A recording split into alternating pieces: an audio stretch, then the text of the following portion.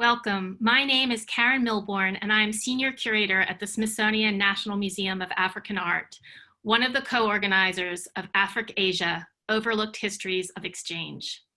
We have had more than 700 individuals from around the world register for this three-day symposium, exploring both the connections between Africa, Asia, and sites in between, and what we hope offers something of a radical realigning of our understanding of history and the people who make it. For those who were able to attend yesterday, you were treated to extraordinary talks by Elizabeth Lambourne, Pedro Pombo, Shiraz Baiju, Zoe Butt, and Kathleen Bickford-Bertzak. Together, they crossed the centuries as they explored locations that reveal the longevity of contact and exchange, and the crops, colors, forms, and legacies of pride and pain that have resulted. For those who missed it, please know that the talks will shortly be on YouTube links accessible from the websites of either the National Museum of African Art or the National Museum of Asian Art. Before we begin today's program, I'd like to take a moment to review some of the features of the Zoom webinar. To submit a question, please click the Q&A icon. A window will appear where you can type your question.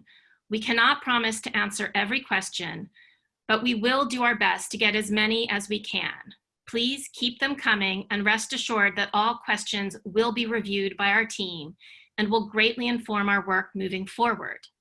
If you think of a question or have a comment you would like to share after the session is over, please note the email address in the chat and drop us a line. We welcome your insights. On that note, please be aware that members of our team will post additional information into the chat box as needed throughout the program. You can use the gray line in the middle of the screen to make either the presentation or the speaker bigger, depending on your own preference. To use closed captioning, click the CC closed caption icon below. Text will appear on the bottom of the screen.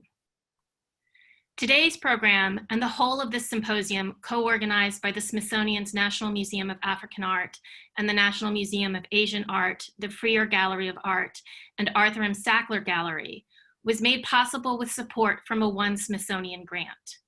These competitive funds are administered by the Smithsonian Office of the Provost, and we thank them for their patience and consideration as we reinvented our proposal from an in-person gathering to this online opportunity. I would be remiss if I did not call out just a few names of the team who have helped envision this event. Our core planning team includes my colleagues at African Art, Christine Mullen-Kramer, and our colleagues at the National Museum of Asian Art, Emma Stein and Sana Mirza. Sana, with outstanding help from Lizzie Stein, has taken on the yeoman's challenge of logistics, navigating 14-hour time differences and mountains of paperwork. Thank you, Sana, for your gracious manner and exceptional organizational skills, on top of your noteworthy research. I would also like to thank our tech crew who are helping us today, Cal Holder, Baum and Brandon Pugh, as well as our closed captioner, Michelle Houston.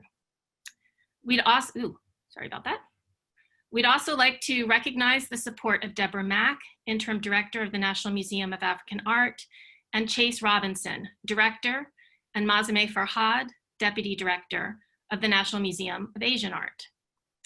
While yesterday's program focused on dynamic sites of exchange across AfricAsia, today, we will focus on individuals who lived or are living the history and legacies of these exchanges.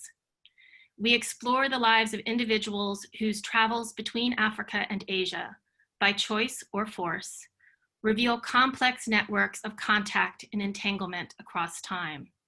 These personal trajectories mirror larger political and economic realities with resonances that continue today. From Thomas Lockley introducing Yasuke, the 16th century Japanese samurai from Africa, to Michael Laffen on Tuan Guru, the late 18th century Indonesian royal, who would become a great educator in South Africa, to Thania Peterson, who brings to life what it is to be a descendant of Tuan Guru in South Africa, and Yoon Jung Park's thoughtful response. Today, we will focus on the people who live, love, fight, cross oceans, and create new futures. I will urge our presenters to keep to the 20-minute per person presentation limit to allow ample time for questions at the end. So thank you all. And first up, we will have Thomas Lockley, an associate professor at Nihon University of Law in Tokyo. So it's very late at night for him, and we are super thankful that he is braving it with us.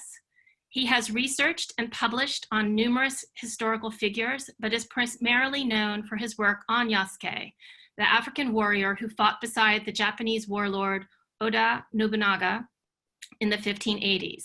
He has written books about Yasuke in both Japanese translation and in English. The latter, entitled African Samurai, was published in the US in 2019. Good evening, good afternoon, good morning to you all. First of all, let me say thank you for this honor. Thank you for inviting me to speak today. I've got 20 minutes, so I'm gonna go straight into the presentation. And here we go. Okay, so today I'm going to be talking about Yasuke, an African warrior in Japan. I'm from Nihon University College of Law in Tokyo. Today's lineup we will start with the background to the world that Yasuke knew. His meeting in 1581 with Nobunaga, his investiture as a samurai on campaign, his last battle in 1582, and then we will cut to the present day and his legacy for our lives today. So first of all, many of you will be very familiar with this, but in general, I'm going to cover it just in case. Up until around the 20th century, around 11 million plus Africans were trafficked, were sold within the Indian Ocean. In 16th century Japan, where Yasuke ended up, Japan had been embroiled in civil war for around 100 years by the time he arrived. If you can imagine war from the First World War to now constantly, that is the Japan that Yasuke ended up in 1579.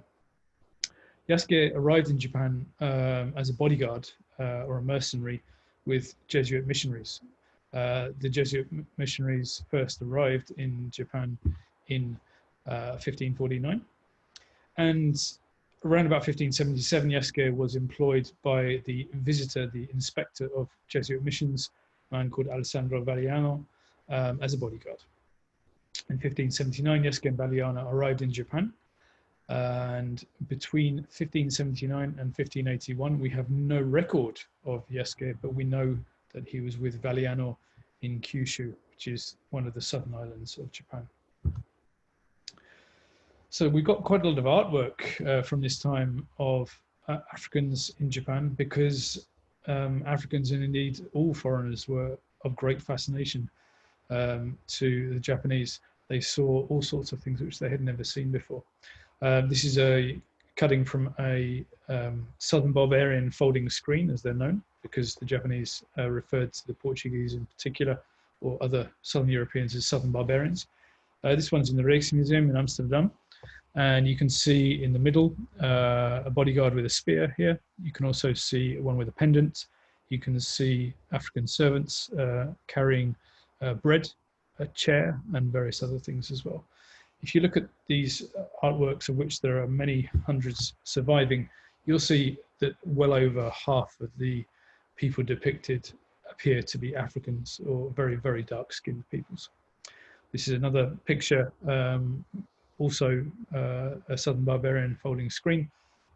This one depicts an African here with a bow and arrow. There are other bodyguards around. You can also see the Japanese were very aware of the status differences between the very well-dressed bodyguard mercenary here and this man down here who is holding his head. He is obviously more in the serving capacity and is probably being badly treated. And there are records later on in history when the Dutch also brought Africans with them to Japan. The Japanese were puzzled as to why Africans were treated so badly by their Dutch masters. So back to Yasuke, 1581. Valiano, the missionary, needs to ask permission to leave Japan and he goes to Kyoto, the capital, to ask permission from the most powerful warlord in war-torn Japan. The man's name is Nobunaga, Oda Nobunaga. In Sakai, which is now almost part of Osaka, it's a port where they landed on their way to Kyoto. He was mobbed by crowds of thousands gawping at him. Property was damaged, people were crushed. In Kyoto, again, he is mobbed, and people even recorded as having died in the crowd. They were trampled to death. The Jesuit church had stones thrown at it. People were pushing at the fences, trying to get a look at Yasuke. And Nobunaga, who was in a temple around 5 minutes walk from the Jesuit church, demanded to see who was disturbing his peace. And Yasuke was immediately taken to a meeting with him. Yasuke had learned quite a lot of Japanese in his first 2 years in Japan. We don't know exactly how much, but we do know that there was enough to converse quite fluently with Nobunaga, and Nobunaga was, of course, impressed. Quite amusingly for today, Nobunaga did not believe that his skin color could actually be black, and he asked Yasuke to strip to the waist and scrubbed his skin with a brush. The truth realized, Nobunaga sent for his sons and threw a huge party for his guest. And at the end of the party, he gifted a large sum of money. Yasuke was immediately a rich man. The sum of money he gifted was around 30 kilos of copper coins. It's difficult to value that as such, but it was an awful lot of money. And the thing about Yasuke is he was an extremely strong man, and you can almost see Nobunaga perhaps having a joke. Let's get the really strong man to carry 30 kilos of copper coins, see how that goes. Nobunaga was a bit of a joker when he wanted to be, and perhaps this was one of his jokes. Shortly after this, maybe a couple of days, we're not quite sure because there's no record of it, Nobunaga asked Valiano to allow Yasuke into his service. Now, why would Nobunaga and the Japanese people of the time have been so fascinated by this man? Well, first of all, leaving out his skin color black, he was 188 centimeters tall. That would be roughly 6'2" to 6'5" in imperial measurements. He was huge. Japanese people at the time were probably under 150 centimeters in average. That's around about 5 feet, I believe. He was, the Japanese sources record, he was good looking, he was intelligent, he was entertaining, he had the strength of 10 men, and getting back to the skin color, which they recorded as the color of black ink. The Buddha was often portrayed as black-skinned at this time, as were many other deities or semi-divine people, semi-divine beings in Japanese temples and shrines. So many would have seen Yasuke as a divine visitor, gracing them with his presence. He would have been something almost unworldly for them. This explains why he was such a point of fascination. So Nobunaga invites him into his service. He takes him to his castle. He's first of all appointed a weapon bearer, which is a position of great honor. Anyone near the Lord was honored, even to be in close proximity. To be actually allowed to carry any of the Lord's possessions was an even bigger honor, and to be able to carry the weapons was perhaps one of the biggest honors that Nobunaga could have given to Yasuke, certainly at the beginning of their relationship. He became a confidant on overseas matters. Nobunaga is recorded as never being able to stop talking to him. He always looking to talk with him and have all sorts of conversations. We don't know, sadly, what the conversations were about, but given they were both warriors, we could probably guess that war and battles came into it. He was given a residence in Azuchi Castle, which is Nobunaga's castle in the capital city that he built. He was given a stipend. He was given servants of his own, and he was given a sword, which is the formal recognition of samurai rank. And for this purposes, in Japan, he's generally seen as the first recorded foreign samurai. That is the first recorded person who was born overseas to be accorded such a rank, such a warrior rank within Japan. So back to some artwork. We can see, sadly we don't know whether this is Yasuke, though I'm 99% sure that it is. This is an African sumo wrestling with Japanese warriors.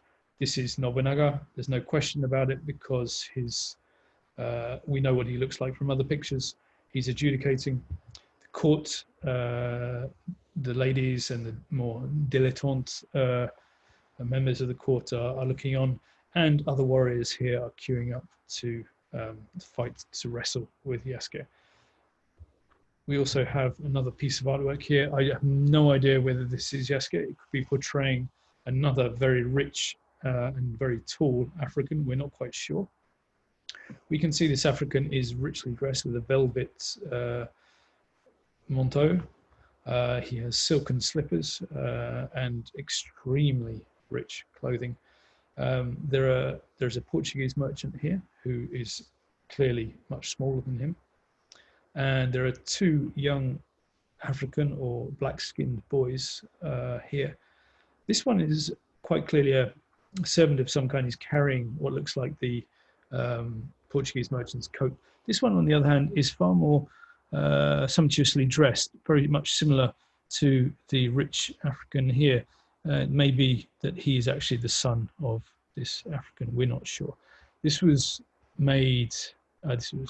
This is actually a pencil case, a brush case for people to write with, and this is made probably around about 35 to 40 years after Yasuke disappears from history. So we can tell that there was some contemporary memory of him for quite a while after his disappearance from history. This is quite clearly the same man depicted. This is a gunpowder flask, which soldiers would have taken into battle with gunpowder in to add to the to put into their muskets. It clearly shows that this was a series of products by an artist or a team of artists, and again shows that the memory, or at least something to do with Yasuke, lived on well after him. This is the castle where Azuchi Castle, where Yasuke lived. On top we can see the donjon, the Ichinomaru, which was unique for its time. I think it was 7 stories high, and was the first of what we now consider the classic Japanese castle. It was built on a mountain, and the mountain itself was defended. We do not know where on the mountain Yasuke lived, but we can guess that it was probably close to the top, because it is recorded that Nobunaga summoned him continuously to talk to him. So on to the campaign. Yasuke, it seems, was likely a bit of a fad for Nobunaga. At first, Nobunaga was famous for liking novelties, famous for liking new things and new ideas. But very soon we know that he won his lord's trust, and he accompanied Nobunaga on campaign at least once, definitely twice. We have a record of him on one campaign, and the other campaign there is no record of him, but we know that Nobunaga took his immediate court with him, so it's likely that Yasuke went. Finally, the second or perhaps third time that Nobunaga was to take Yasuke on campaign. Yasuke went with Nobunaga to the Western Front. Nobunaga was asked for help by one of his generals who was fighting far out in the west, in what is now Okayama. The general Hideyoshi either didn't have enough soldiers of his own, or thought that he would like to give Nobunaga the honor of victory as opposed to taking the victory for himself. We don't know to this day the exact reasons why Nobunaga was called to join this battle. However, Nobunaga asked 2 or 3 of his very close retainers to mobilize their men, around about 30,000 men, to go and help Hideyoshi in the west. And he proceeded himself with around 30 men, his most close retainers, swiftly on horseback to be there as quickly as possible. Yasuke was one of these men. The first night they stayed in Kyoto, which is about 30 kilometers, 25 miles from Azuchi Castle. So, yeah.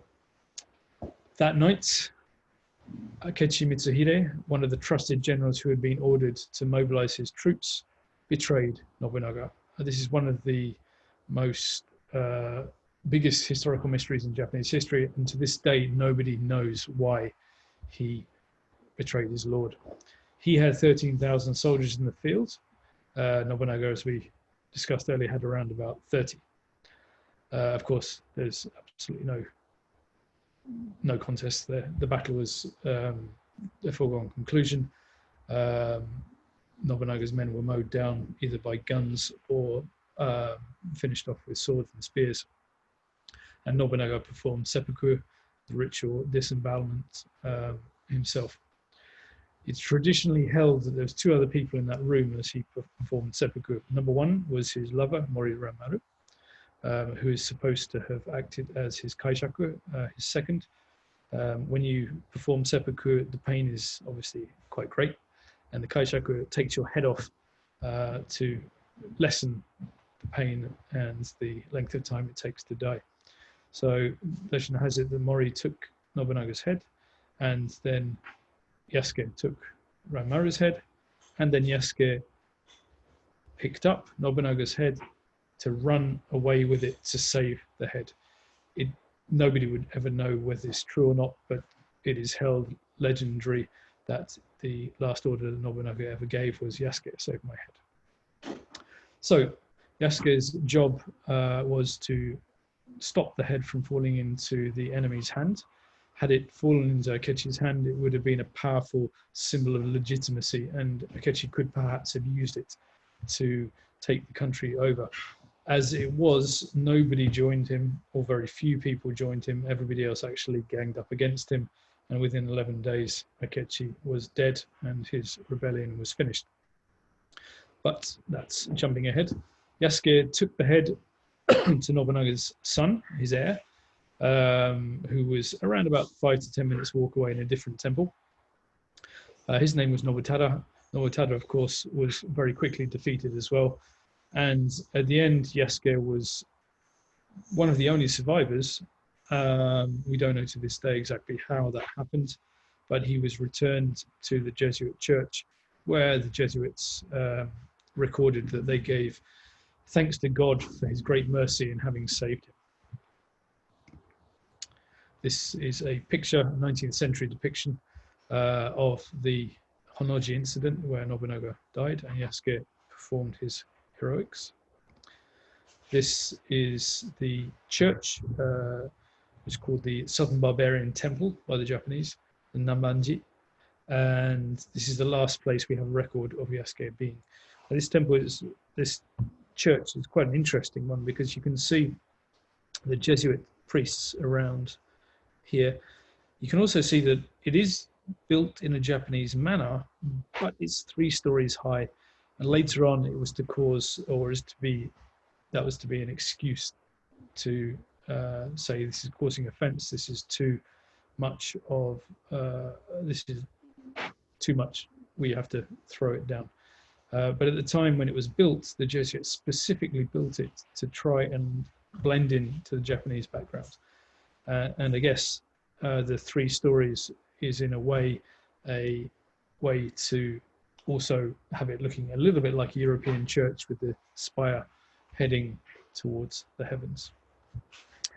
Yasuke today has been reborn in the 20th century as an anti-imperialist symbol. In 1968 and then again in 1971, 2 Japanese authors wrote books about him. They took drastically different looks at his life, but both of them were essentially using him as an allegory for Africa. One of the authors was using him as an allegory for African strength in throwing out colonizers. The other one was looking at it in a more depressing way, perhaps, seeing that not much was actually changing, and that actually he uses Yasuke almost as a foolish figure. There's not much of truth in either of these stories. They're more kind of historical fictions. Then we fast forward another 30 years to just on the cusp of the 21st century, and he's reborn as a modern day idol, as a figure in anime, in manga, in computer games, in movies, in books, in theatre. He's somebody who has managed to weave their way into the Japanese literary world and the Japanese media world. And when I originally started doing work on Yasuke and publishing a paper on him, I published it on academia.edu 4 years ago. I got emails and messages from so many people from all over the world saying his story was a source of inspiration to them. Some of them were in difficult circumstances. Some of them just needed a bit of a boost to find out that somebody could rise from nothing to the top of a foreign country only using their wits, essentially.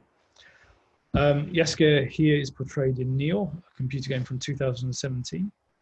Here he's portrayed in Nobunaga's Ambition from 2013. We can see slightly subtle differences here. In this one, he's portrayed in a more Japanese style, armor and weaponry. Not entirely Japanese, I would have to say, but it's kind of fancy Japanese. This one, he's portrayed in a more kind of European style clothing on top, but also he has a kimono style clothing underneath as well, and a Japanese sword down here. He's also, as I said, been in books, in theatre productions. This one is a particularly fun one. It's called Momoyama Beat Tribe. And this was, I think, a novel originally in 2006 and has eventually been made into both theatre productions, anime and manga versions being made as well. This shows Yasuke here. In this story, he's down on his luck after the Honnoji incident, after his lord has died. He's trying to work his way to get back home or somewhere anyway to escape. And he meets up with 3 other people down on their luck. They form a band, and the rest is history, as they say. Looking at modern Japan, we can also see quite a few Black Japanese coming to prominence these days. Of course, the most famous is Osaka Nami. We also have Miyamoto Ariana, who was a Miss Universe a few years ago. We have basketball stars and other media personalities, for example, Hachimura Rui.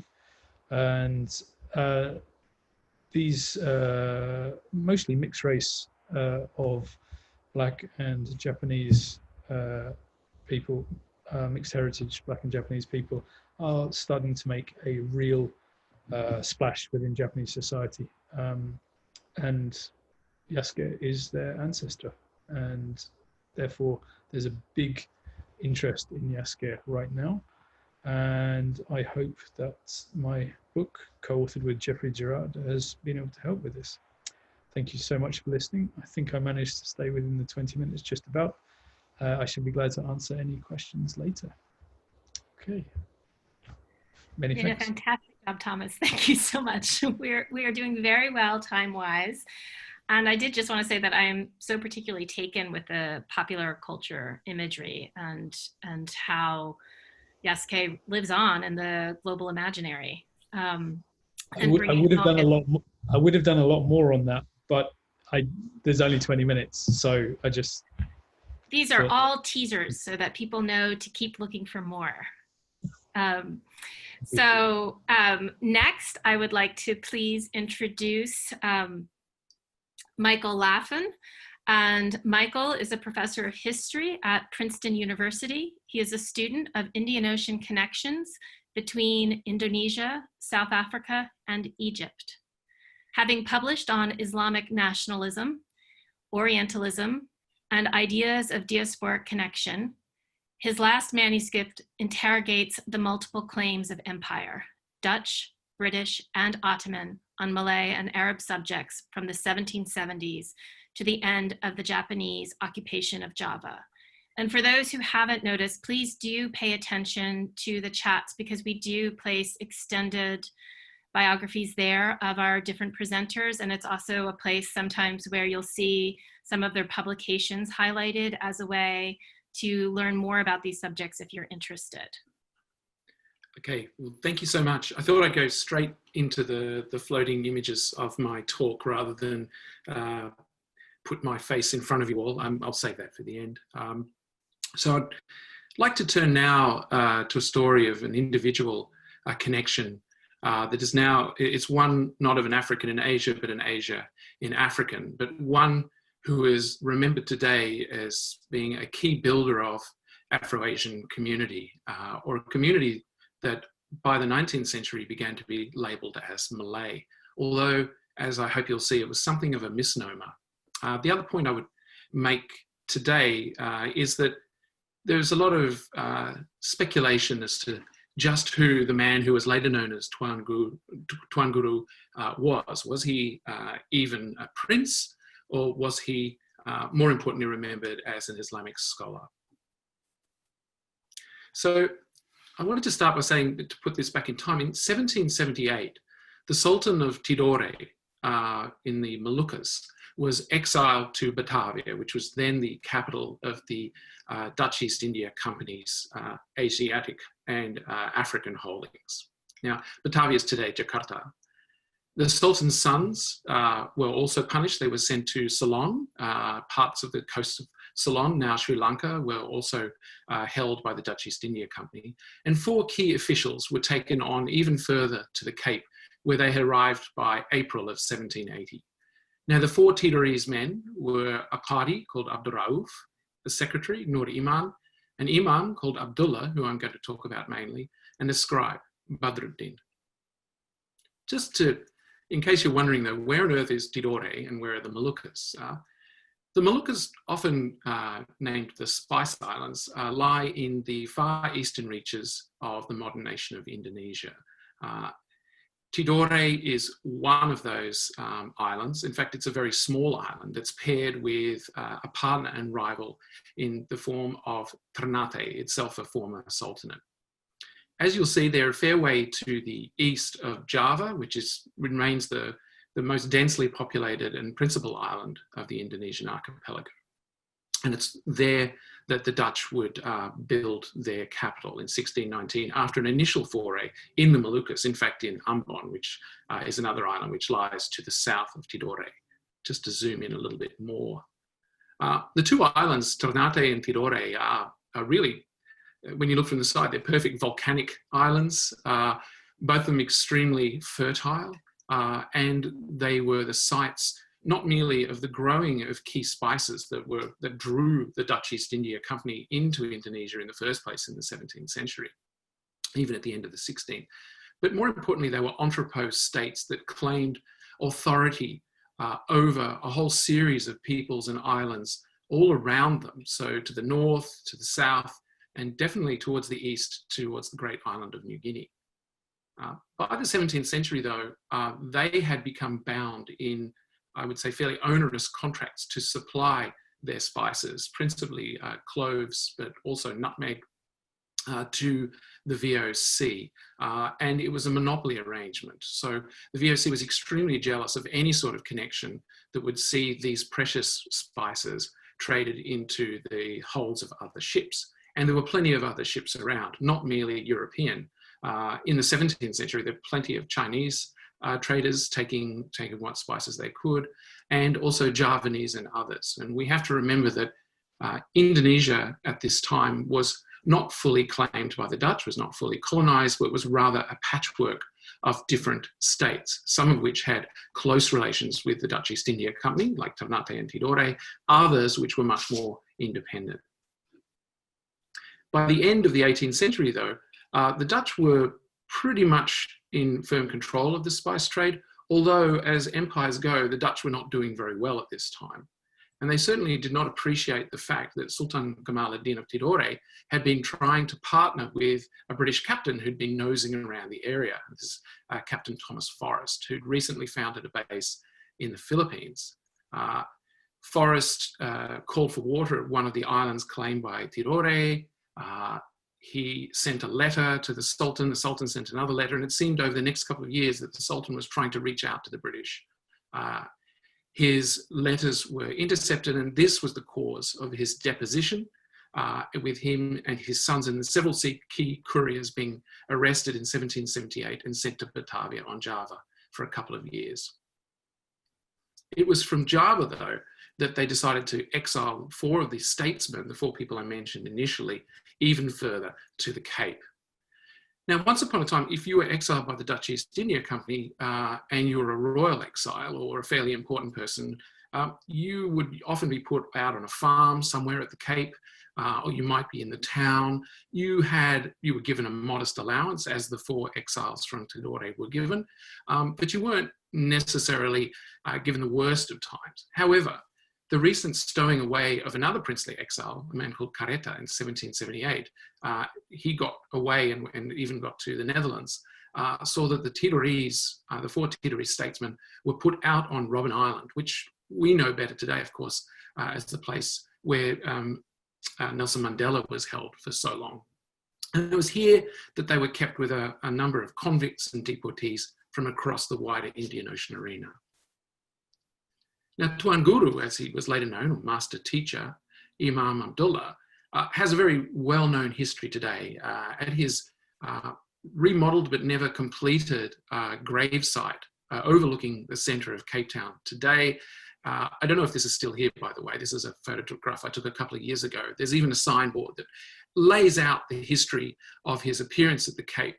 And it stresses that he languished out on Robben Island for some 13 years.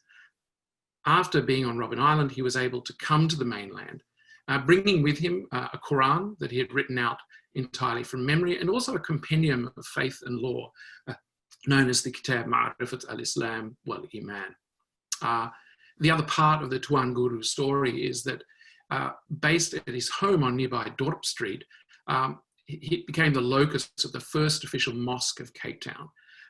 And he also was known to have led public prayers at the adjacent quarries on Signal Hill, where he's now buried.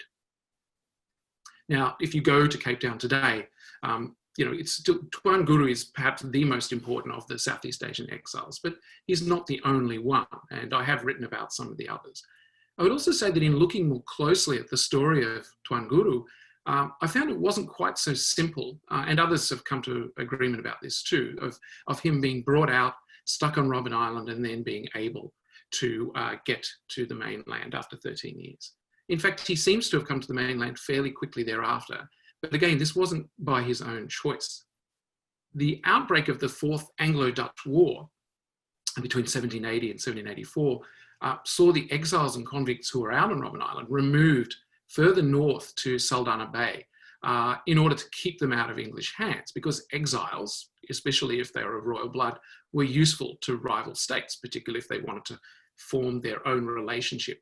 And for example, some of the Tidorese exiles would have been of use to the British if they had managed to get hold of them. And indeed, that is what happened, but not to Abdullah. One of Abdullah's senior partners, the Qadi, and his secretary, Nur Iman, actually managed to escape in the height of the battle at Saldanha Bay and get onto a British ship. And they were later taken to Madras, which is the last, I believe, anyone knows of them. Unfortunately for Abdullah, he was left behind. And after a 3-week walk back to Cape Town with the other exiles who had pretty much been kept by the Dutch or chose to stay with the Dutch, he was walked back to the central bowl of Cape Town and into the city. And it's here that he would be housed in the infamous slave lodge, which had been established by the Dutch in the middle of the 17th century when they established Cape Town as a provisioning base. And it was here that most of the company's slaves were kept. I should say that there were a lot of slaves at Cape Town, and most of them were in fact Asian. They originated from Southeast and Southern Asia. A lot of people from the Coromandel Coast, from Sri Lanka, from Malabar, And also towards the end of the 18th century, increasing number of slaves were being drawn from East Africa, either from Zanzibar or more often from Mozambique, just nearby or relatively nearby. Now, importantly, it's in the slave lodge that Abdullah was able, I believe, to come in much closer contact, not just with many other exiles and slaves, but one in particular, a man called Prince Ahmed of Ternate, who was a royal exile, or more clearly a royal exile. He was the Crown Prince of Ternate, that neighbouring island from back in the Moluccas, and he'd arrived in 1775. And also comparing the colophons, and I should say, and I can talk about this later, his texts are not exactly in public view at the Cape. Many of them are protected by family members. Photocopies are available at the National Library, but you need permission to look at them. And some of the images that I'm going to be showing you now are actually sort of second-hand images, if you like. They're in circulation and lots of PowerPoints around the place. Or in this case, one of the key images that was used for an exhibition at the Rijksmuseum on the history of the Dutch engagement with the Cape. And in looking in these texts, you find the colophons with dates that indicate when and where Abdullah did his writing and I think his teaching. So it was thus in the slave lodge, rather than out of Robben Island, that I think Abdullah did most of his famous work on his compendium, where it seems he would have furtively taught a mixture of slaves and fellow exiles, and even those exiles who may have been tasked with serving as guards, because in many instances, people who'd been kept on Robben Island as prisoners were sometimes brought back to the mainland at the end of their sentences and given the rank, and I'm using a term that's quite insulting in South Africa today, of kafir, which at that time meant an executioner's assistant or a low-ranking guard. Now we see here in one of the pages of the Ma'rifat al-Islam, he describes himself as Abdullah Tidore, writing at the Cape, the place of sadness. Now, I would say that by 1784, he had every reason to be sad. In letters that were recently found or brought out in a Cape Townian home, it's clear he describes in these drafts of letters that were obviously getting back to Indonesia. He described the raid on Saldanha Bay, his walk back to the Cape, and even the death of a man he described as his own son, Anakku Badruddin, on the 2nd of November, 1784. Now, I'd say that the Makan al-Huzn, I mean, we have to remember too that the Dutch did not allow the public teaching of religion at the Cape until extremely late in their rule over the Cape. The Cape Town would have become an even more difficult place for many of the subalterns in 1786, after the running amok of one of these guards, a recently made guard called Surabrata from Java, who in a fit of rage killed a number of people in 1786. And after this, there was a great deal of fear about the exiles at the Cape, and many of them were then taken back out to Robben Island in October. And it's in October that Abdullah was taken out. And we find in one of the last pages of his juridical manual, he writes that he's Abdullah, the wronged Imam, al-Imam al-Mazlum. And I think he had every reason to feel so. And I think this is the longer period of internal exile, one might say, out in Cape Town on Robben Island. There's not a lot to do out there. And by the time of his return to the mainland in 1791, the more elite exiles had disappeared. Prince Careta, who'd had even escaped the Netherlands, had been brought back before. He had been able to go back to the Indies in 1786. And Prince Ahmed of Ternate had also returned to the Indies, probably not to the Moluccas, but at least to Batavia. And here, it's not clear exactly where Abdullah was living when he was brought back in 1791, but he seems to have set to work in earnest in building a community while he was there. I'll come back to his choice of location. Dorp Street, overlooking the city, was the future heart, if you like, of what would become the Muslim community at Cape Town. But it also seems from a letter, and here is a reproduction of a letter that did make its way back to Indonesia, to Batavia. It seems that he'd committed himself to the Cape and its wider, I would say, Jawa people In one of the earlier slides, I mentioned that people from the Indies in general were known to Arabic speakers as Jawa, without distinction whether they were Javanese or Tidorese or Ternatans. And it seems that living among these people from various points of the Indies, and certainly of Southeast Asia, perhaps saw him gravitating to a view of himself as more Jawi, or as much Jawi as Tidorese. It's also clear that he called, in this letter, which was written to Prince Ahmed, then in Batavia, he asked that 2 of his older sons from the Indies be sent to him at the Cape. So it's clear that he was interested in building a community of some sort. And that community did certainly form at the Dorp Street address where he lived, we know from around 1793, or we speculate it's where he lived. It's certainly the house that was later used by a man who claimed to be his successor on Dorp Street. It's been very much changed, I should say, today. The other thing, though, that changed at the Cape was rule. The Cape did not remain just a Dutch colony. In fact, the British were successful in occupying the Cape from 1795 to 1803. And this change of authority definitely affected the situation of Abdullah. For a start, he lost his derisory pension. He was getting 5 Rijksdollars per month to support himself without being obliged to work. But that's not a lot of money. But at the same time, it seems that Abdullah, who had now taken up residence in this house with a local wife known as Caeda van der Kaap and their 2 young children, had some money. It also appears in 1801 when he made a will. He's described by the official, a former Dutch official now working under the British, as being a former prince from Tidore in Ternate. And in this case, Tidore was being fused with the administrative region of Ternate. Here, his wife Caeda is described somewhat differently, though, using a Javanese title as Nyai Arafia, that is, the knowledgeable lady. And Nyai is the partner of the Islamic scholar or teacher known as a Kiai. Also, I think very much of interest to us and to historians of the Cape is the Malay synopsis of the will, which he wrote out, and we see it right here. And he mentions leaving various precious metals to his descendants, gold, silver, and an alloy of gold and silver known as suasa, but he also leaves slaves, or a slave. And this is something well worth thinking about. Slaves, and later it was noted that slaves were crucial to the building of the Muslim community at the Cape. And in the discussion period, if we get a chance, I'd like to talk a bit more about that. Many of the former exiles or people who'd finished their periods of imprisonment at the Cape, who began to work, became rich even, or rich enough, would often purchase slaves to assist them in their labours.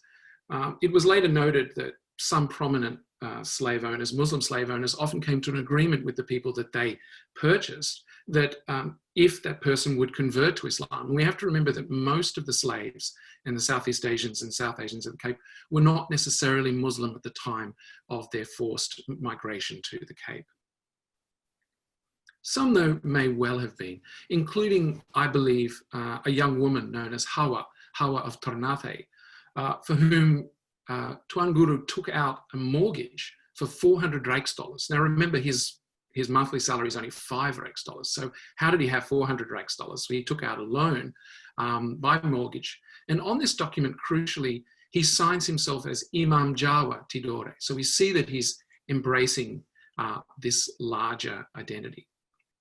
It's also known that at the house where he was staying, his landlady would rent space out to the slaves of a neighbour. And in fact, it's the son of that neighbour who witnesses this document where Imam Jawa Tidore, Tuan Guru, takes out the loan to purchase Hawa. We know that Hawa was not the only slave purchased in Tuan Guru's life. He seems to have trained and manumitted a successor, the father of Surdin, as well as a fisherman, Jonas, who supported the family well after Tuan Guru's death. In fact, he was only manumitted by Tuan Guru's executor in 1813. Now, Abdullah wrote many other things too, apart from signing documents. He seems to have produced this book of prayers, which is another private house in Cape Town. I think it's owned by the same, or held by the same descendant who has those drafts of the letters, which I showed you before. And tucked away within that book of prayers, there's even one, I think, that was dedicated to the daughter of Hawa. Now, was this his daughter? I don't know. And another set of texts that is certainly in Tuan Guru's hand even contains a manual that includes a prayer that promises the swift return of any runaway. Slaves is one thing, but I think the last part of the key element of the identity of the community that I would like to focus on, though, is that military service. After the Peace of Amiens in 1802, the Dutch were able to return to the Cape in 1803, although no longer as the Dutch East India Company, but as the Batavian regime that was allied with the French. And it's from this time, the official face of Islam had already started to be negotiated by another one of Tuan Guru's followers. This was a fisherman and fellow slave owner called Frans van Bengal. Although, even though his name said he was from Bengal, he was himself from Southeast Asia as well. He seems to have been from Java. Now, France, during the British occupation, had tried to petition for a new mosque on Tuan Guru's behalf. And then in 1803, he led a newly formed Javanese artillery that was established by the returning Dutch, who realized now that they had to make use of the subaltern bodies at the Cape in order to defend their own position. They'd in fact even asked Tuan Guru himself to lead this militia, although he demurred. And according to eyewitness accounts, he complained that he couldn't do so because he was old and weak. Frans, though, took over, and with it a ceremonial dagger, which had been issued by the Dutch governor at the time, Janssens. Frans also made use of this new prestige to help Abdullah regain the pension that he'd lost under the British. And it's in this petition that I think you find Tuan Guru described explicitly as a descendant, now not a member of the Tidorese court or just the imam of the Tidorese court, but actually a descendant of Javanese royalty. And he also seems to have signed for both himself and for Frans, whose handwriting was not anywhere near as good. In this petition, you find an acknowledgement of the reasons for his deposition, his being sent to the Cape, and declarations of loyalty, which we can talk about later. Just how loyal is a petitioning prisoner when they speak to the people, to their prison guards. But it's very late in Tuan Guru's life, and as the leader of a community that perhaps identified itself as more Jawi than anything, under the British they would obtain a different name. The British tended to refer to the peoples of Southeast Asia by a different rubric, which was more in circulation in the western end of the archipelago, and that is Malay. So France's Javanese artillery they became something of Malay heroes to the British when they invaded in January of 1806, because most of the soldiers, mercenaries, seemed not to have been particularly keen on the battle, which they felt was a foregone conclusion, and ran away, whereas the Javanese artillery, or as the British referred to them, the Malay artillery, maintained a continuous rate of fire and were even given medals by their British opponents at the end. Now, I don't know what Tuan Guru made of all of this. Frans and the other members of the militia would go on to obtain more and more posts. In fact, some of them in the future would serve as court interpreters. They would sign or testify in court for their fellow Muslim subjects of the Cape. And it was also, these soldiers were very busy in 1806. The English migrant Samuel Hudson, who'd actually come during the first British occupation, noted that Frans, or Old Frank as he referred to him, and his fellow veterans were busily constructing a wall around the graves of their imams and saints. And it's in that walled enclosure that was built in the early part of the 19th century that Tuan Guru himself would be laid to rest in 1807, where it appears that the community of the time, or some of the community at least, regarded him as a prince of Tidore, of Javanese ancestry. And indeed, that's for the family members it's very important to stress this princely ancestry for Tuan Guru at the Cape today. I'll just close though and say that this was not without disputation. After Tuan Guru's death, the community actually fractured and saw the formation of rival mosques. And indeed, by the 1820s and 1830s, Cape Town itself would be peppered with a whole series of rival mosques, which were being granted permission, in some cases to expand in exchange for service in the British forces that were now expanding the boundaries of Cape Colony against the Xhosa people to the north.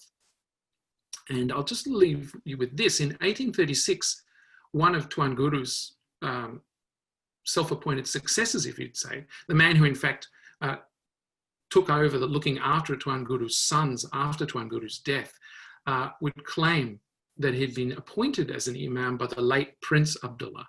And to this, a rival imam, Yoon van Bugis, declared that he and his entire community could not accept that. They accepted that Tuan Guru had been an imam, but there had never been a Prince Abdullah at the Cape, or at least there had never been a Prince Abdullah as far as they were concerned. So I think I should. So thank you so very much, Michael. I can't actually tell you, it was like electricity running through the core of my body, seeing Tuan Guru's actual handwriting on a page and imagining, him holding ink to surface. It's really quite visceral, that knowledge. I'm sorry, I forgot to look at the time when I started, so I had no idea how long I waited. So it's time to now give Tanya Peterson her opportunity. And so it's a great pleasure to introduce Tanya. It's not every day that we get to introduce someone who's actually a friend. And Tanya is a multidisciplinary artist who uses photography, performance, and installation to address the intricacies and complexities of her identity in contemporary South Africa. Peterson's reference points sit largely in Islam and in creating awareness about its religious, cultural, and traditional practices. She attempts to unpack contemporary trends of Islamophobia through her analysis of the continuing impact of colonialism, European and American imperialism, and the increasing influence of right-wing ideologies. Threads in her work include the history of colonialist imperialism in Africa, Asia, and the Middle East, as well as the social and cultural impact of westernized consumer culture. So Tanya's presentation is going to begin with a video clip, and this is really quite exciting because you all are going to get to be the first people ever to see this outside of her family. It's 9 minutes in length, and then Tanya will pick up with her PowerPoint and continue the conversation.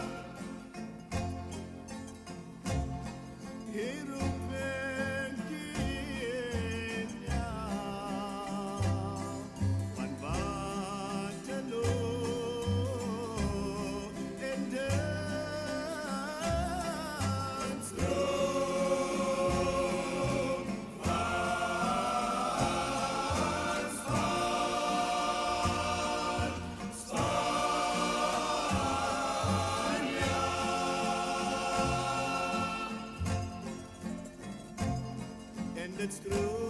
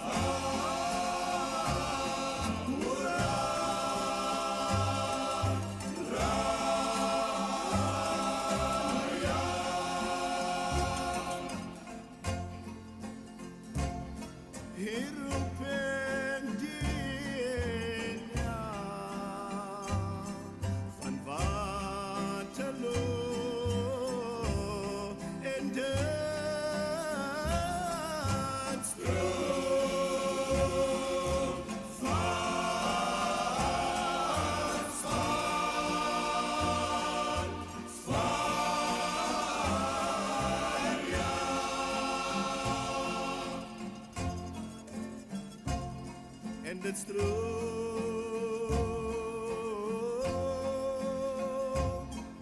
Swan, swan, swan, yeah.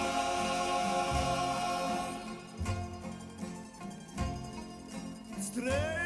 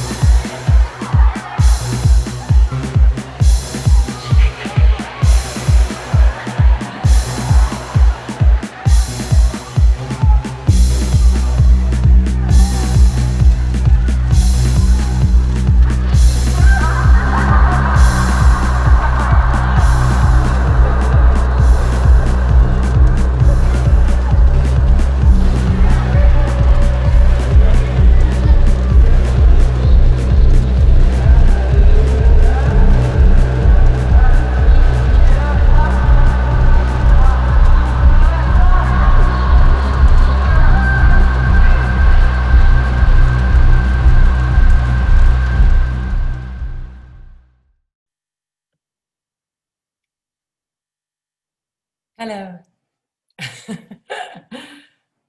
So thank you for inviting me here. That was the video that is still sort of a work in progress, but I'm happy to share it with you. And since I only have 10 minutes, I'm just going to get straight into it. I would also like to express the fact that I'm very happy that Michael had spoken before me, because he puts things into a historical context, which I don't have the time to do. So I'm going to be sharing my PowerPoint with you now.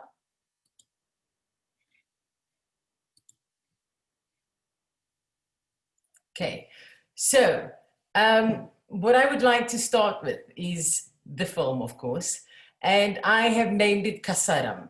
And Kasaram means, it's an old Cape Malay word, which means a mess, you know, when things is a mess, when kind of things is not in place, where things is not the way it should be, you use the word kasaram to kind of describe a place like this.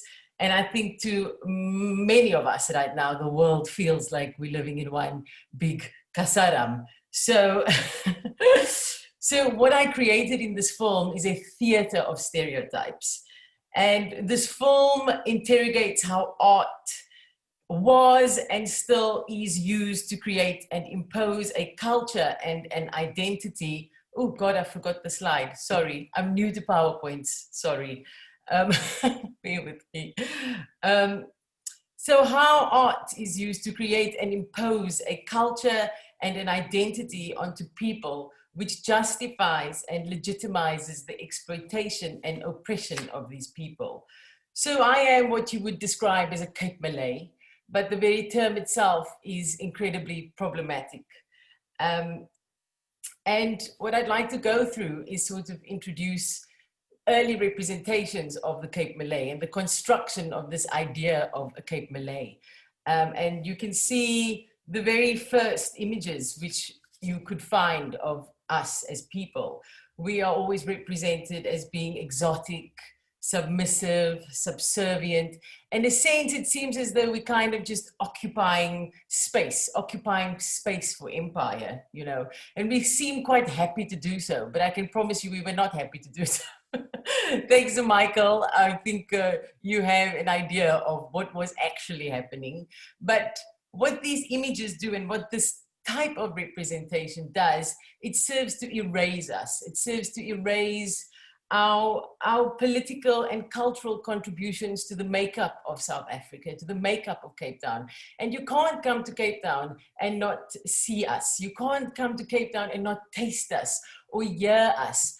You know, it's impossible. We are in the fabric of the society and we have contributed to it. So it's very frustrating for me to kind of go through these things. But you can also see how we were deliberately orientalized.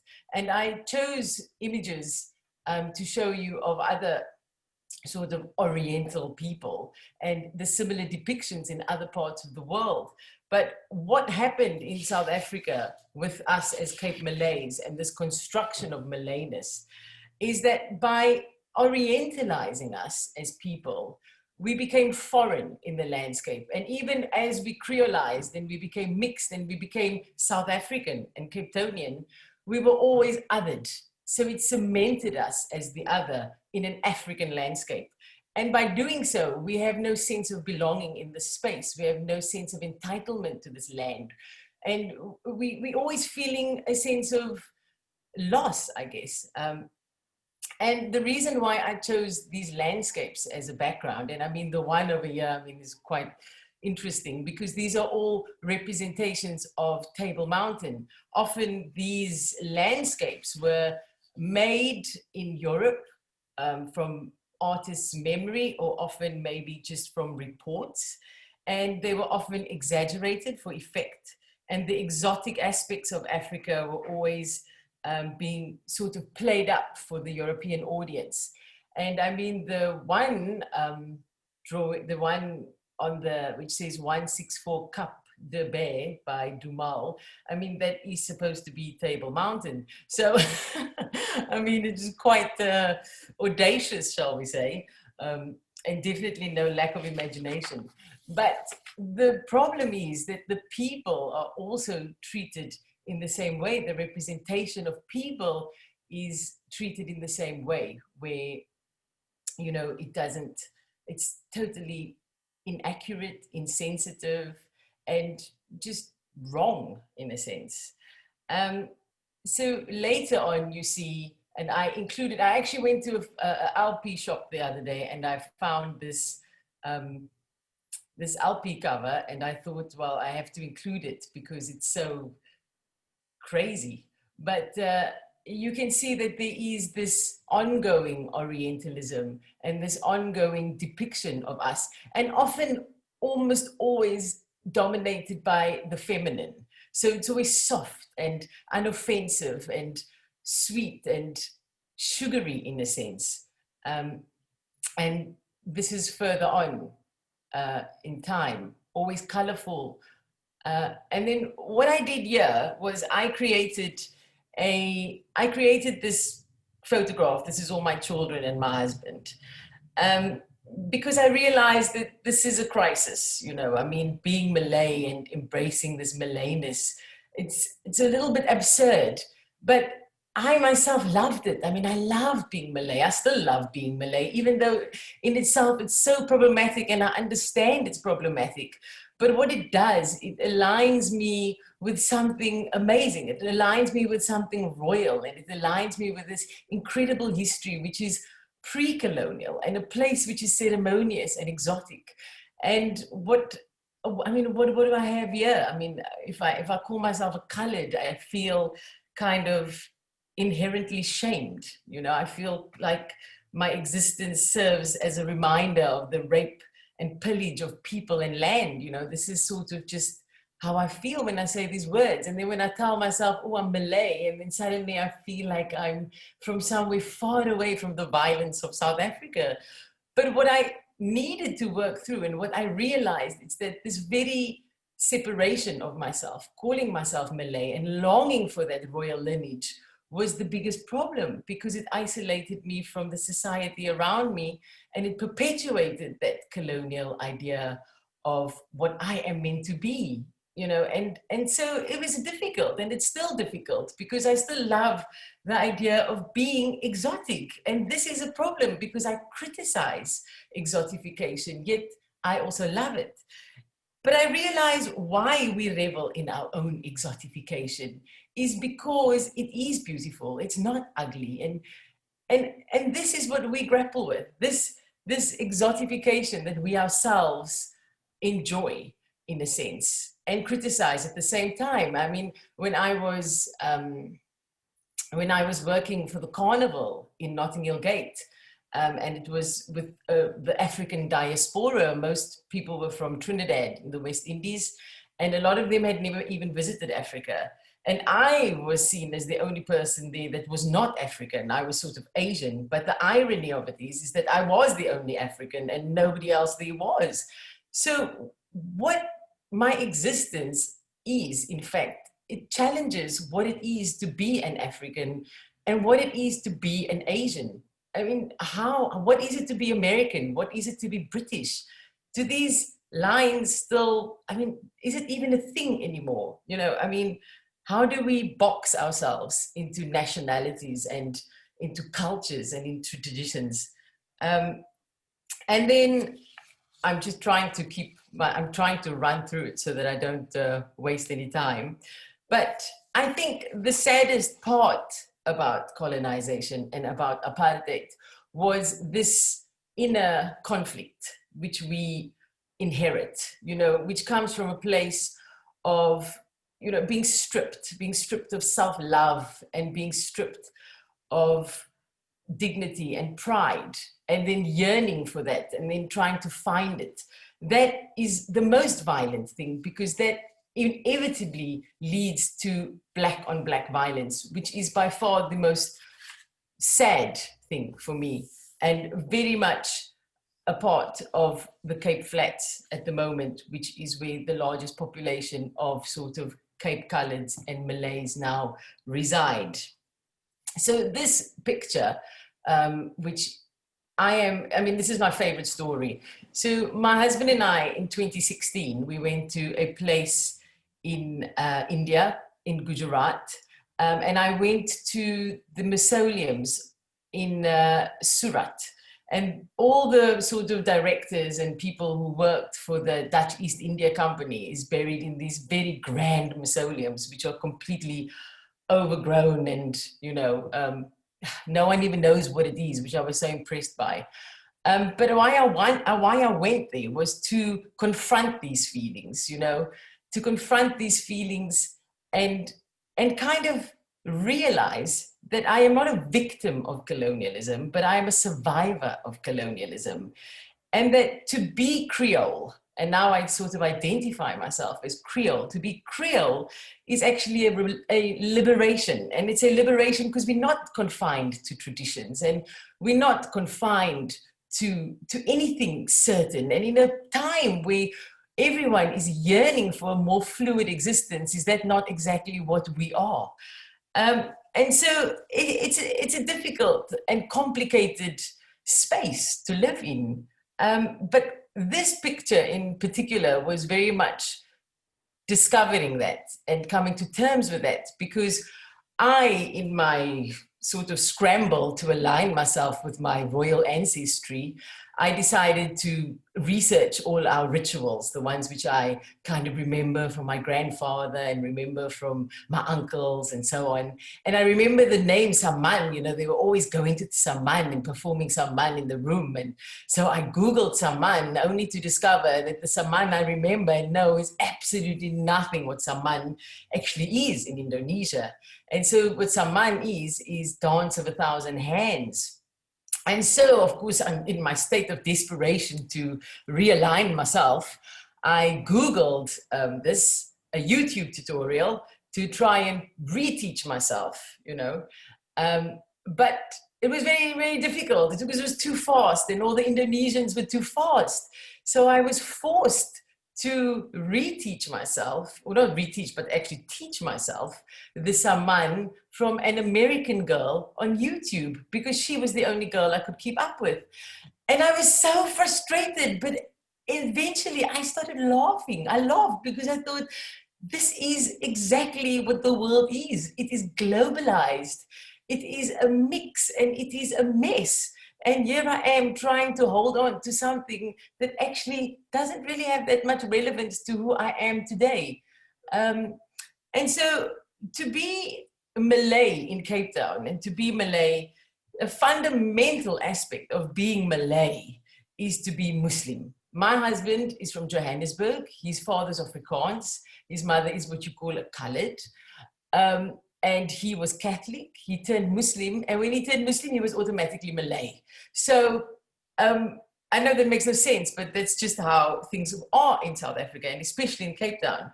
So to be Muslim is an essential part of what makes you Malay in Cape Town. But what happened within the media and within image making is that Orientalism had then shifted from European Orientalism into American Orientalism, and you find new types of images then started to begin to appear in the media and in movies and in theater and everywhere, depicting us in a far, far less beautiful way. And when I say far, I mean the furthest thing. Really awful, trying to align us and sort of make us look, well, as you can see, as terrorists. I mean, yeah, look, we're standing right next to Iron Man. I mean, like, I mean, it looks like it because you can't tell the difference between the Hollywood photograph and the ones taken by the Cape News independent newspapers. And so there was this sudden depiction of us as being incredibly violent and very much Arabized.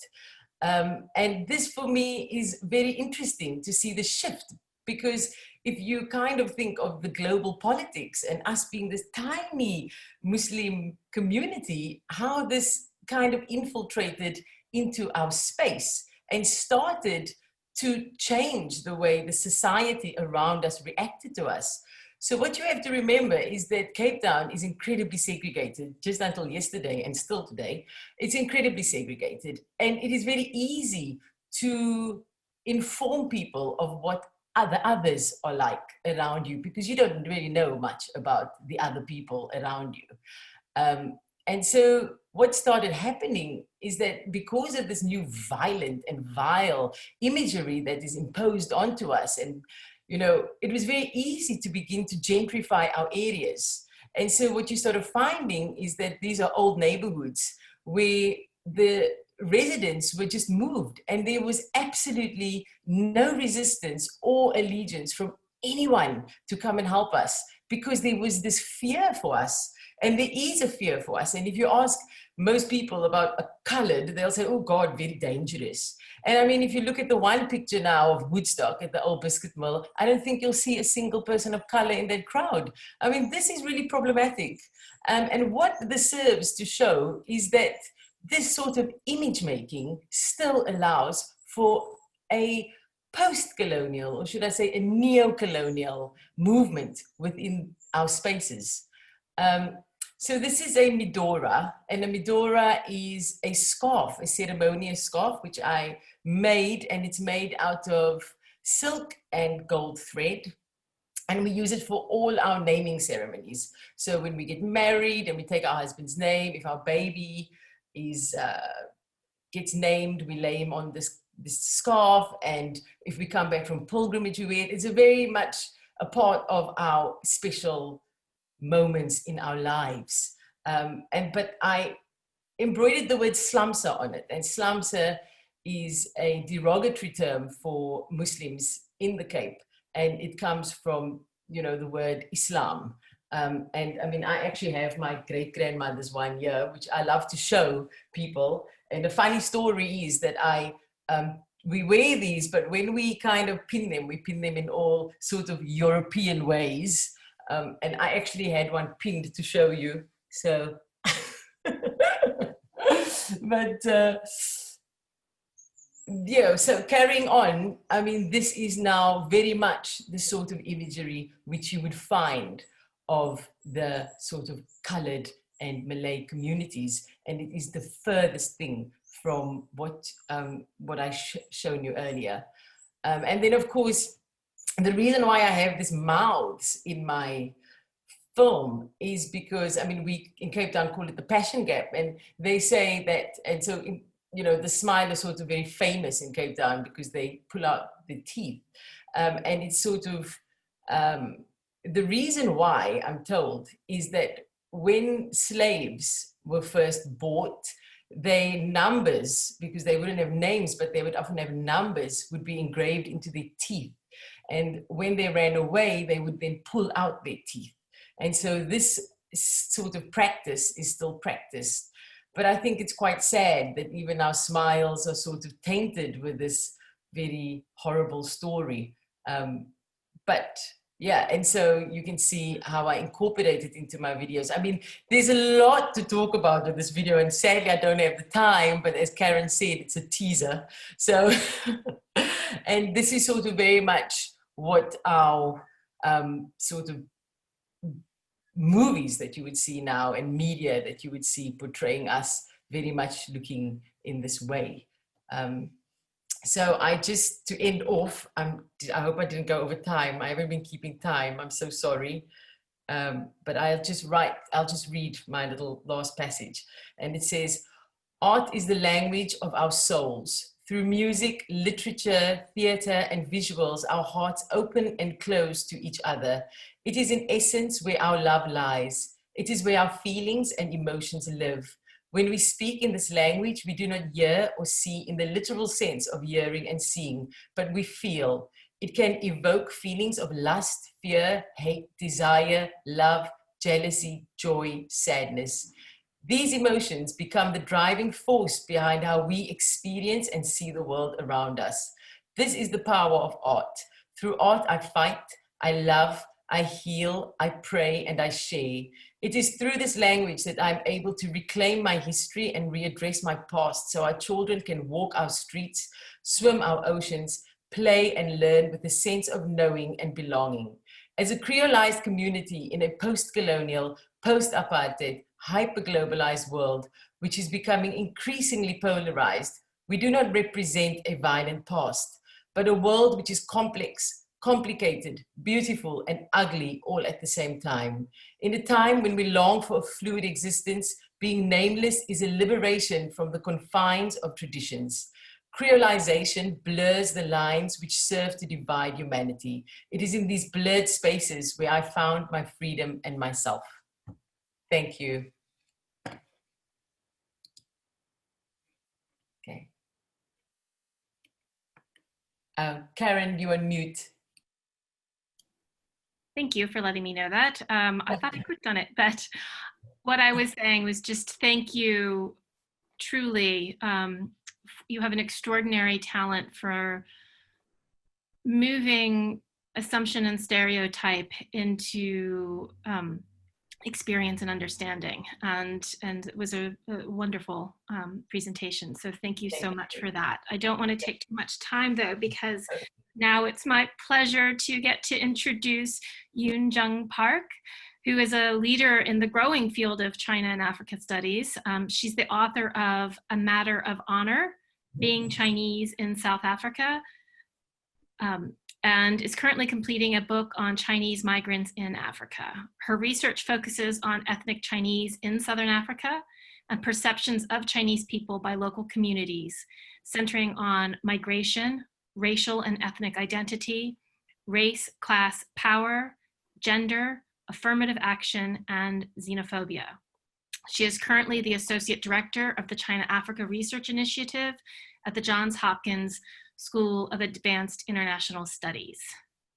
Thanks. Thanks, Karen. I wanted to thank the organizers for the opportunity to participate in this symposium. I was fortunate enough to take part in the earlier workshop that took place at the end of last year in the before times. And it's really exciting for me to be here because I began my professional career at the Smithsonian when I worked on multicultural programming back in the early 1990s. So it feels in a lot of ways that I'm coming full circle. As with many academics, I suffer from periodic bouts of imposter syndrome, and I'm feeling that a little bit right now because in large part, I've been overwhelmed by the quality of all of the amazing presentations thus far, the level of nuance and complexity, and the stories that I think many of us have never heard before. As was said in the introduction, I come to this event as a scholar of contemporary China-Africa, a sociologist by training, and whose focus has been mostly on Chinese people in Southern Africa. And I think for those of us who work on contemporary issues, contemporary China-Africa issues in my case, this symposium and the presentations that have been made over the last 2 days have made some of my own work and the work of my colleagues in this amazing growing body of work seem somewhat small and insignificant. And perhaps that's because of this awesome arc of history that we're presented with by the scholars who've been featured here so far. So I think with that, I wanted to focus a little bit on the long arc of African-Chinese exchanges that were referenced yesterday by Elizabeth Lambourne. And for the benefit of those of you who weren't able to participate, I wanted to start there and then go into some of my reflections of the papers that were presented so far. So bear with me if I get my screen up.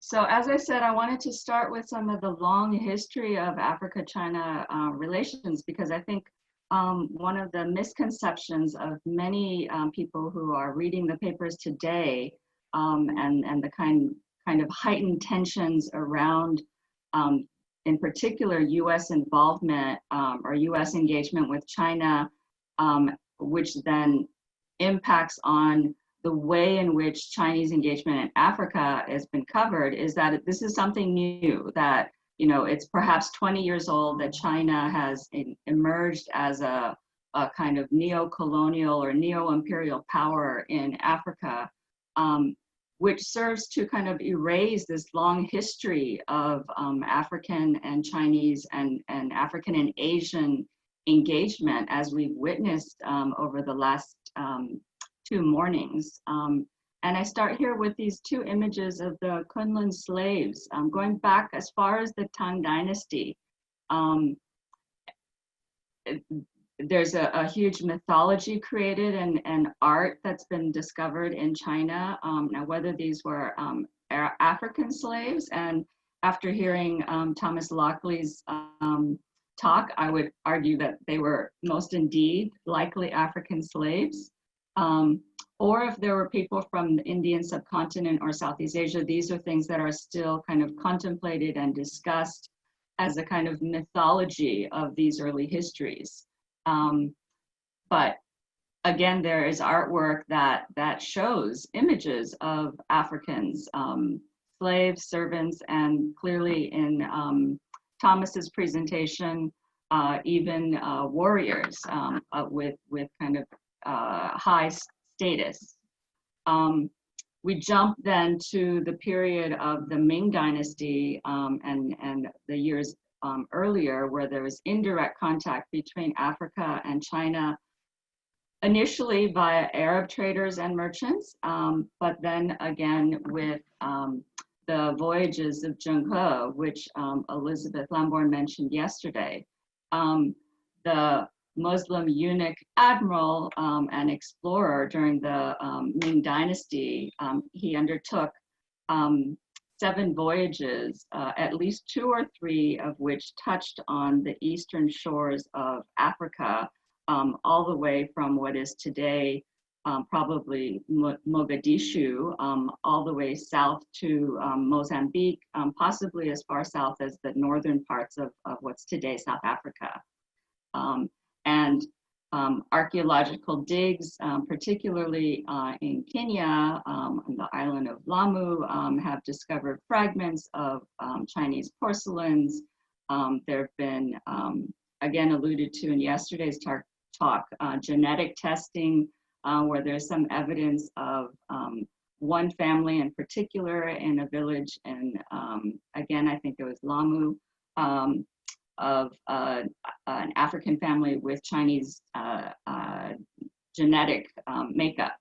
And this is very much something that the Chinese officials use in their narratives of kind of framing their current day relationships with the African continent.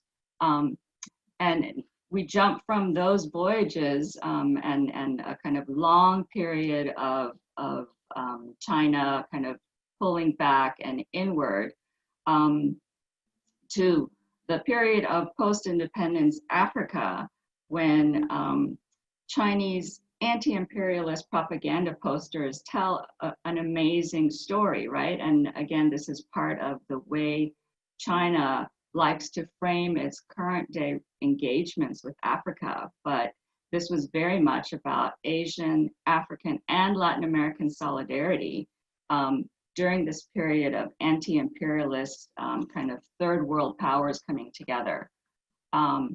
Again, this was all about comrades in arms, very much kind of Africans involved in these struggles together with China, India, and Latin America. So I wanted to start there with a little bit of that history to show that not only in terms of the presentations that were made today about Black Africans in Japan, and then the whole history linking Indonesia and the Malay region to Southern Africa together to tie the kind of broader African and Asian kind of histories together. And I wanted to just make a few kind of comments and reflections to kind of connect the presentations that have been made so far. And I wanted to start with the question about history. Is this actual history or is it myth? who is telling these histories? Whose gaze are we consuming? And whose agenda is being proposed with the kind of narratives that we're being told. And I think this is very much a part, very much kind of the kinds of questions that we need to ask in terms of kind of critically engaging with the material cultures that are being interrogated here. It is very clear, particularly in Thomas's presentation, that there's a certain level of romanticization of the past, and both in his presentation and what Tanya was just talking about, this whole kind of exoticization of the other, right? And this clearly makes reference to, again, who's producing the art, who is explaining what the art means or what it meant, right? And again, this notion of the other keeps coming up again and again. And I think there's no way of avoiding the kind of Western European role in all of this, that they have been historically the intermediary between Africa and Asia. Again, in Thomas's talk with the Jesuits from Portugal, right? In both Michael and Tanya's presentations, the VOC, or the Dutch East Indian Trading Company, and the Dutch, clearly the English, again in Tanya's presentation, the apartheid government, right? This is very much about the Western gaze, Europe, whiteness, as contrasted with the exoticized others, right? Whether they're from Asia or from Africa. And I think it is kind of incredibly important for us to not only examine the material culture itself, but to look at the use of the images and the creation of specific narratives, or the kind of turning objects or people, historically kind of existed people, right, into symbols of some sort. Again, these questions of who's interpreting the art, especially if the art, again, as in the case of the screens that Thomas showed in his presentation, court created screens and such, right? And then who is then reinterpreting that art today, right? Is it us as researchers, scholars, curators, right? And then how is it reinterpreted again if we go to the end of Thomas's presentation into manga and anime and cartoons, right? Into popular culture. And I think then the question of who is consuming these things. And I just want to end with just a few comments, particularly about Tanya's work, because I think it's just so amazing. But it is political, right? It becomes a political act to kind of reclaim and reinterpret the history, and to kind of challenge the self-exoticization, to be critical of it, as she talked about, and to at the same time embrace it.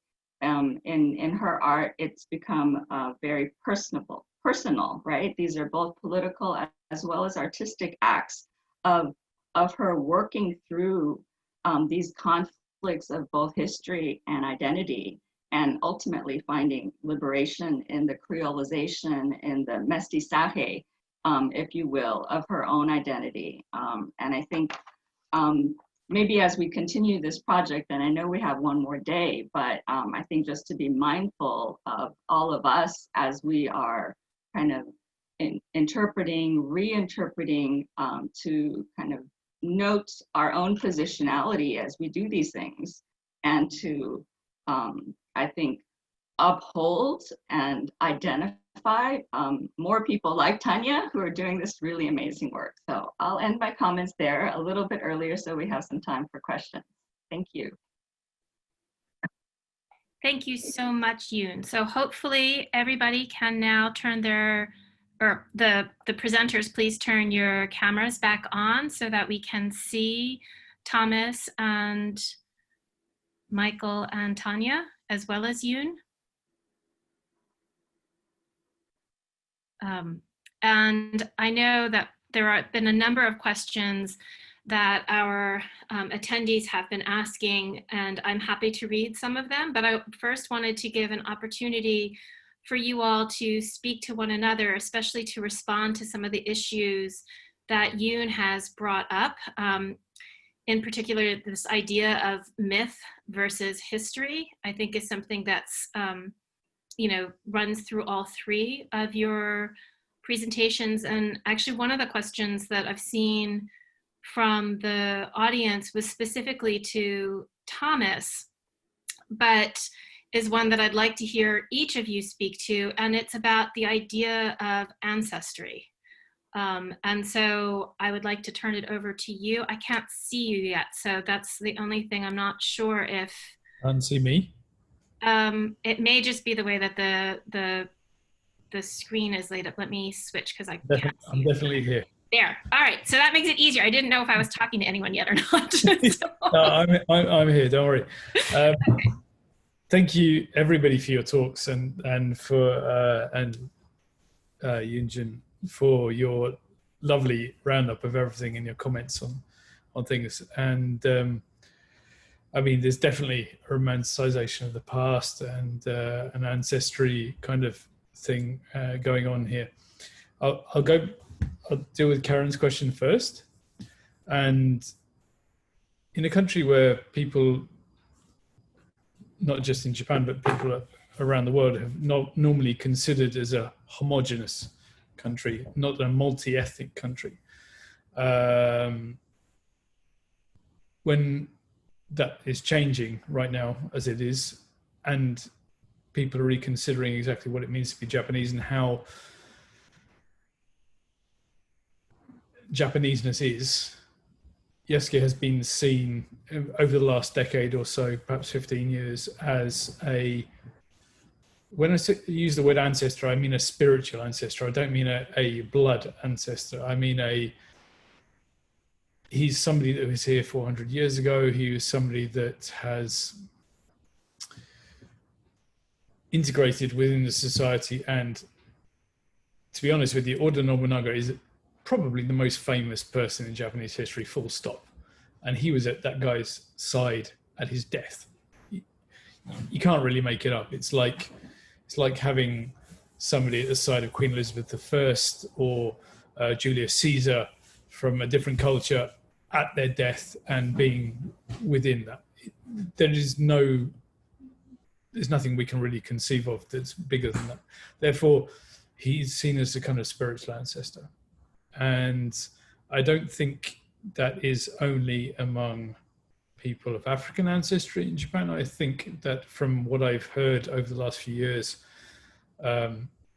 including from ethnically Japanese people, as well as ethnically non-Japanese people who have originated from overseas, whether they be nationalized or not, is that Yasuke is seen as a kind of inspiration for a more multicultural society, which is now transpiring in this country.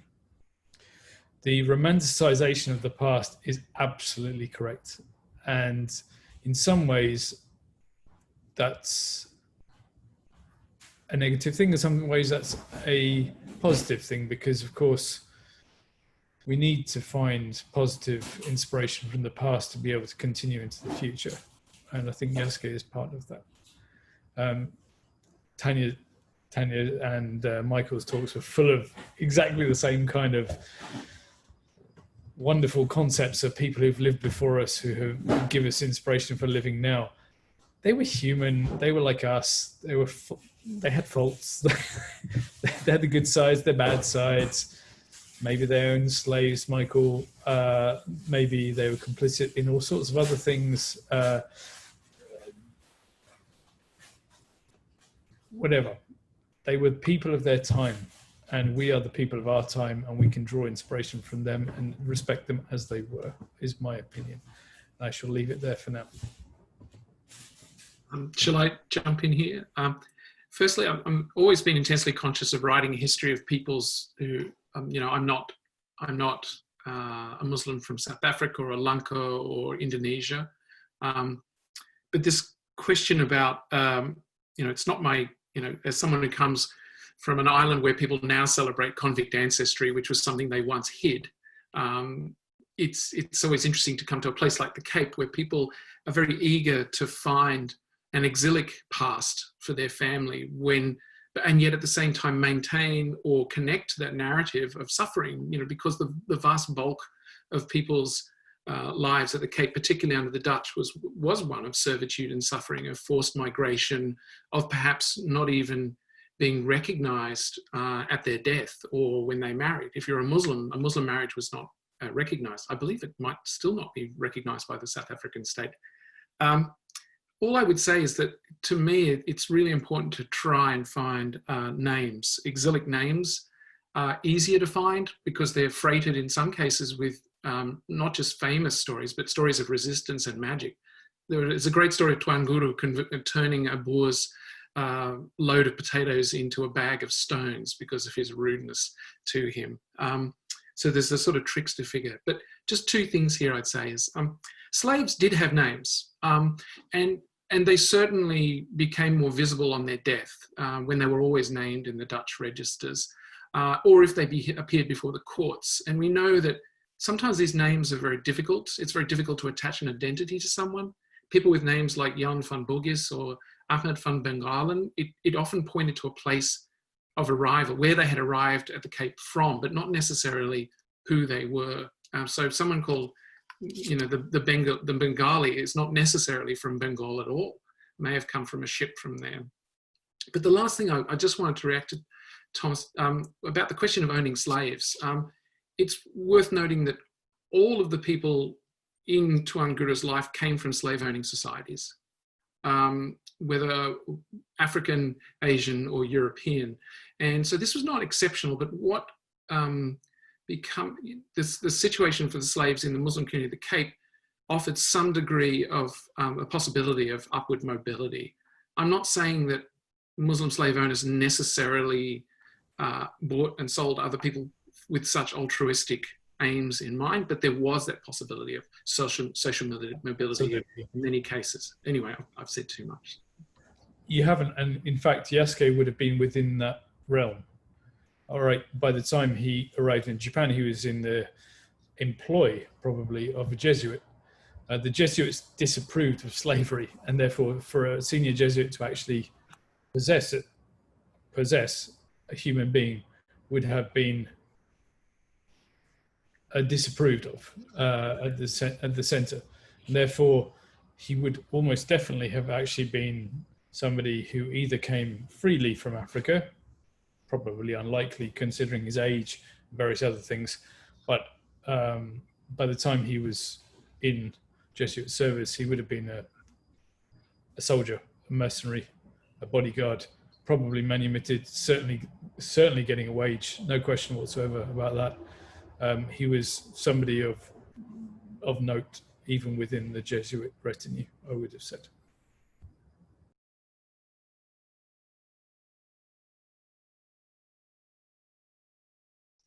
Tanya, you've already spoken pretty eloquently about myth and stereotype,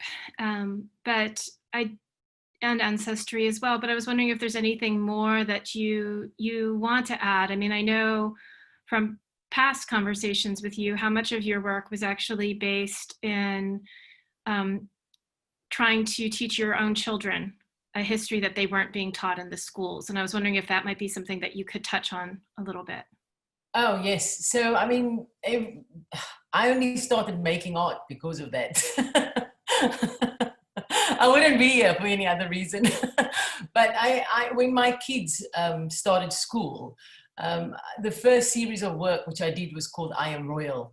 And it was actually because I realized that there was absolutely nothing you know, there was nothing in our history that even speaks of us at all in any way, neither good nor bad. And I always say the only thing worse than being the bad guy in the movies being the extra. So we're kind of like the extras. And I was like, that's not good enough for me. And I didn't want my kids ever to feel that sense of not belonging in the space where they were, and especially being in a minority group in every classroom, in every school. And so I did a series of photographs called I Am Royal, which draws on our that sort of ancestral passage, I could say, or ancestral story and our trajectory, and sort of especially following Tuangguru coming here, and then, you know, the second stop would be in Bukap, and then following the sort of footsteps of our people from one location to the other, and telling this story through photographs, costume, and how things have changed. And that became their history. And so now they go to school with lots of attitude, thinking they're princes. It's terrible. But yeah, I think, I mean, I'm all for romance when it comes to our history. I'm all for romance because we've suffered enough. I don't want to tell them anything bad. I just tell them all the good stuff, and they feel fabulous, and that's where I leave it. They can find the other things out when they're older. Well said. An important question, though, has come in, and that is actually, who are the musicians in your video? Oh, so that's just the Cape Malay Choir. And very interesting, the Cape Malay Choir, you know, the reason why they rock is, they say the reason why they rock while they sing is because it's reminiscent of the way they moved on the ships when they were coming from the Indian Ocean and from sort of Indonesia. But this particular way of singing, they sing in a tone which is Eastern, but they're singing in Nederlands, which is very old Dutch. And it was sort of the beginning of Afrikaans. There was the making of Afrikaans, and it comes through still in this music that they sing. But then the national part, but I mean, I think there was a time where it was quite a thing in the Cape, you know, because I was reading through old archival newspaper clippings and things, and, you know, the Malay choir was quite a thing, but I do think it was very mixed. I don't think it was only Indonesian people. I think it was very mixed. But then the National Party had come and sort of solidified it and cemented it. And they institutionalized it, and they started a board, a Cape Malay Choir board. And then they had this Cape Malay Choir, you know, competitions and all these things, which still happen today. But it was very much a strategy to create and solidify a Cape Malay culture to kind of keep us separate, you know, keep us separate and keep us not being African in the landscape. And so that's why I included this Malay choir. And it's my cousin's husband's uncle who wrote that song. He's very famous. He's very famous in the community. And that is my cousin's husband singing the song in the film. But he's miming. He's miming to his uncle's voice because his voice is not as good as his uncle's. So I didn't say that. Sorry. Don't worry, it's not like this is being webcast. Okay. So I'm afraid we are over time, but before we go, Thomas, I wanted to give you an opportunity to speak to some of the Japanese sources. Okay, just answer that on the chat actually, but that's fine. There's two key Japanese sources. One is Gyota Otagyuichi, who was the biographer of Nobunaga, and also probably his lover when he was younger. He left one published resource describing the first meeting, and he also left another unpublished resource in a diary which describes the bestowing of the sword and other key points of this. There's another one by a diarist called Matsudaira Ie Tada, who just simply describes seeing Yasuke on campaign. There's a lot of details besides this is the black man, and Michael, actually the word often used in those days was kafro, which is the basis for the one word, kafir, I mean, unbeliever in Islam. But in those days, it just simply meant an African. It's highly offensive today, of course, but in those days, it was used as an African. Anyway, so he describes seeing the African man who was brought to Japan by the Jesuits. His name is Yasuke, and he has a stipend, and he's Nobunaga's retainer. So there are two clear Japanese sources about Yasuke. There are a lot of others that might refer to Yasuke, and we don't know whether they are the same person or not, and that's the point. And I found dozens probably over the research time. Very few of them would possibly have been Yasuke, but some of them could really well have been him. We don't know. And you had said if there was time, and I realize for those who have to sign off, that's fine, we're now over, but you had promised someone that if you had time, you would mention whether or not he had a consort or married. I did, sorry, yes. There are numerous reports of African men in Japan with ladies, children, married. There's one particular letter from a lord called Kato Kiyomasa, who's asking another retainer of his to look after the African man with the wives and children, to look after the wives and children of the African man while the African man himself is on service abroad.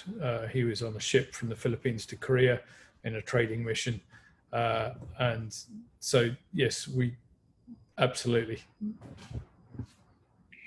And for those who cannot stay on, I just wanted to let everybody know that there will be another event, same time, same place tomorrow. And while yesterday focused on the places of Africa-Asia and today the people, tomorrow we'll look to the things they've left behind and the objects that help us to understand these histories.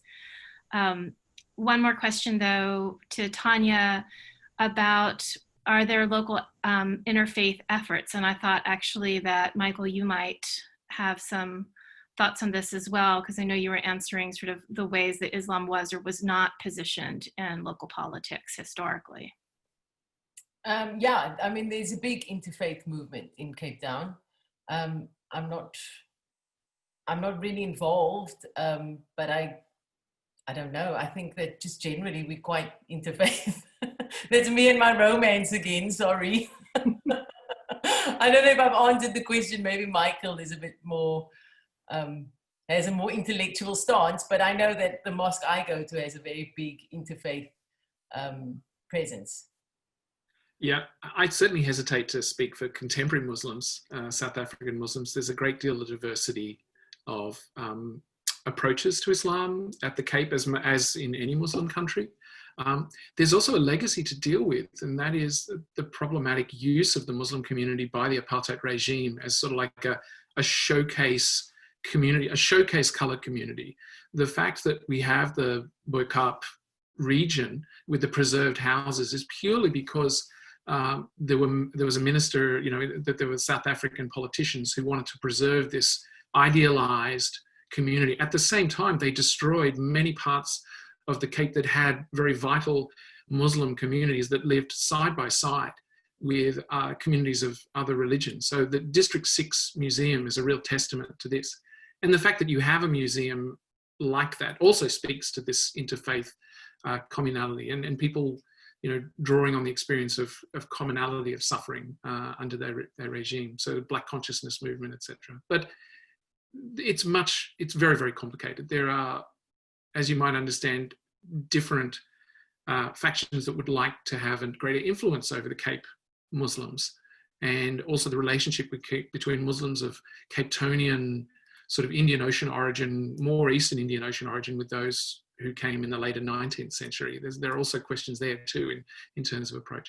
I try to stop around the Second World War, but I think there are some prominent Malay Muslim spokespeople who talk about this. The Azavia Mosque in Cape Town, for example, has done a lot, I know, in outreach to other groups, but I hesitate to speak more than that. The Claremont Main Road Mosque is also amazing, really progressive. I mean, it was the first mosque in the world to allow a female to give a khutbah on a Friday. Oh, wow. Yeah, and I was one.